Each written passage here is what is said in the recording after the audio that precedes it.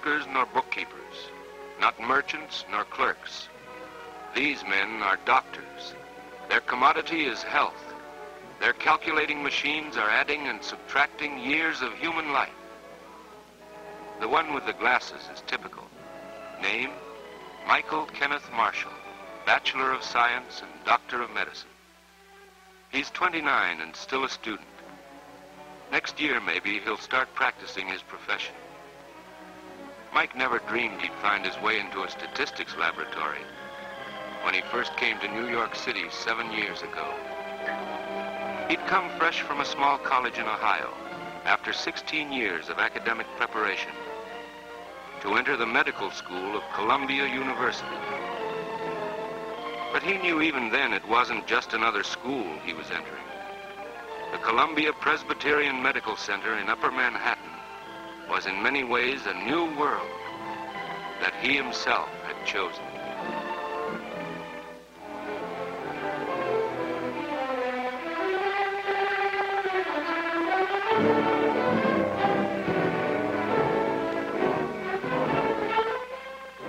Every day, 1,500 outpatients received treatment in these clinics. Together with the thousands of bedridden patients in the 6 hospitals that made up the center, they were also the teaching materials needed by a modern medical school to train doctors and specialists. No, not just another school. The students that registered along with Mike that Tuesday morning 7 years ago were entering a school and a hospital, a philosophy and a profession. Years later, he would take an oath to serve humanity in the arts of healing. But it was that Tuesday morning when he signed his registration card that Mike knew his heart was set. Maybe he was excited and nervous. Maybe his nonchalance was a pose. Nevertheless, he was sure of himself as he entered medicine. The white, aseptic world of medicine. It would become his world. These smells, these uniforms, the muffled pulse of hospital excitement. He would come to feel at home in these endless corridors. He would learn to use his brain, his hands, his heart to help his fellow man. That morning he would not have exchanged places with a prince, for he stood on the threshold of his own castle, no longer a dream. Mike entered the world of medicine. The first days were hectic but happy. Mike hardly paid any attention to the comforts of his room with a river view. He was too intrigued by the paraphernalia he was collecting. A microscope of his own. Books with titles that marked the boundaries of his new world. Anatomy, physiology, biochemistry. To a fellow in his frame of mind, even bones weren't gruesome. They were part of the human body. And from now on, the human body was his business. First, he would have to know how it worked under normal circumstances. That was his first subject in the physiology laboratory, learning how to check and measure the mechanism of a healthy man. The students were to use each other as guinea pigs.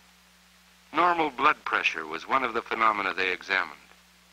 At last, Mike had a real doctor's instrument in his hands. Even its name was something. Sphygmomanometer.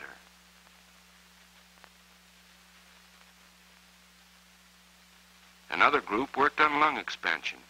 The air blown through the tube makes the tank rise. The students were measuring the amount of air they each inhaled and then exhaled. The oral thermometers were not strange, but the readings were. It seemed funny, but no 2 of these perfectly healthy students had precisely the same temperature. Blood pressure even varied with nervous tension. That's why Mike and his classmates had to learn the normal variations in health before they could expect to recognize disease. Yes, Mike wasn't in this alone. About 100 other young hopefuls were in his first-year class. They worked together and lived together. The dormitory grill was a popular place those first evenings. There were 2 chaps from California. One wanted to be a general practitioner, the other a psychiatrist. A Texan whose patients would be cowboys talked with a Kansas girl interested in children's diseases. Lou Wing had come 10,000 miles for surgery. But Mike, like most of his classmates, wanted to look around a bit before making definite plans. Besides, the career was a long way off. The bones came first. Unciform, pisiform, cuneiform.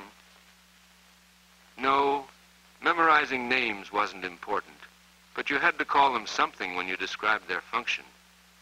Unciform, pisiform. It was a year before he got to disease. In the pathology lab, he saw the tubercle bacilli that had eroded a man's lung. He studied the X-ray pictures of stomachs and intestines deformed and scarred by the effects of chronic ulcers. He met disease most dramatically of all in the operating room, where much later he assisted in performing laparotomies. Mike was assigned to a place right next to the experienced surgeon. To learn by doing is the best method, but not possible when the subject is life and death. Medical students must learn by helping instead. Now he was part of a disciplined, smooth-working team. The room is hot. The gases smell. Instruments must be passed on time, but hands must be steady. Now let go. Now retractor. Pass the swab. Hold it firm. Get those veins. Pass the swab. Now, nurse. Now, doctor. But it wasn't all work. There were fine tennis courts at the school and time for relaxation, too, and friends. But somehow the talk always got around to medicine, the subject really on Mike's mind. Naturally, he selected companions who were interested in his bright new world. And by the third year, he was really part of it. Most of his days were spent in the hospital wards, learning by helping. Blood is a great indicator of what is going on in the human machine. The few cubic centimeters he would now take for analysis might solve the riddle of this man's fainting spells. But Mike was also learning how to get along with patients. They're just people, of course, but sick people feel sorry for themselves naturally, and so they're apt to be nervous and grouchy. You have to kid them a bit and give them the confidence you may not have yourself. If the patient guesses that this is your first time at a job, he may imagine pain he doesn't even feel. So you hide your own twinges of fear and doubt and go ahead with the job. The student nurse may know more about this than you do, but that's all right. She's on your side. Both of you are there to help the patient. And meanwhile, you're perfecting your technique. A doctor must be gentle and kind without being soft. Keep your mind on your job. That's it. We're doing fine, all of us. We've got the blood ready to yield its information.